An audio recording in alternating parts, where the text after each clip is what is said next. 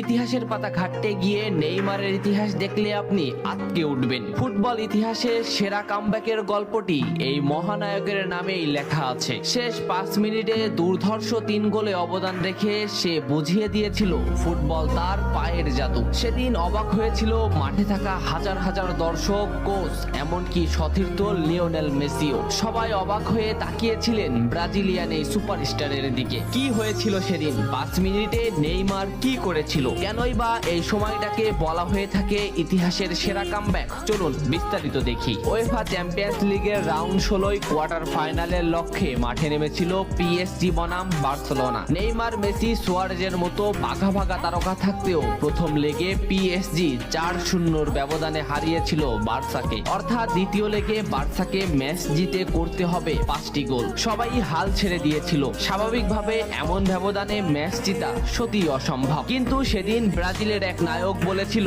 এটা সম্ভব, আমরা এটা করে দেখাবো। যেভাবেই হোক না কেন আমরা দলকে ম্যাচ জেতাতে চাই। 2017 সালের 8 মার্চ অনুষ্ঠিত হয় এই ম্যাচের দ্বিতীয় লেগ। ম্যাচের শুরু থেকেই ক্ষিপ্ততা আর দক্ষতা দেখাতে শুরু করেন নেইমার। এই ম্যাচে যেন আবির্ভাব হয় কোনো এক নতুন নেইমারের। এই নেইমারকে তো কেউ চেনে না। ম্যাচের 3 মিনিটেই লুইস সুয়ারেজ পেয়ে যায় প্রথম গোলের দেখা। এরপর নেইমারের ক্ষিপ্ততায় একের পর এক আক্রমণ সাজাতে থাকে বার্সা। এদিন যেন নেইমারকে কোনোভাবেই আটকাতে পারছিল না পিএসজি। নেইমারকে আটকাতে একের পর এক ফাউলই বেছে নিয়েছিল তারা। ম্যাচের 40 মিনিটে লেভিনের আত্মঘাতী গোলে বার্সা পায় দ্বিতীয় গোলের দেখা। ম্যাচের 50 মিনিটে ক্ষিপ্ত থাকা নেইমারকে ডি বক্সের ভিতর ফাউল করে ফেলে দেওয়া হয়। এতে বার্সা পেয়ে যায় পেনাল্টিতে গোল করে দলকে এগিয়ে নেন লিওনেল মেসি। তবে যেমনটা ভাবছিলেন এই ম্যাচের গল্প ফুটবল বিধাতা তেমন ভাবে লেখেননি। 62 মিনিটে বার্সার কফিনে শেষ প্যারাটা পুড়ে দেন এডিনসন কাভানি। এতেই স্তব্ধ হয়ে যায় ক্যাম্প নু।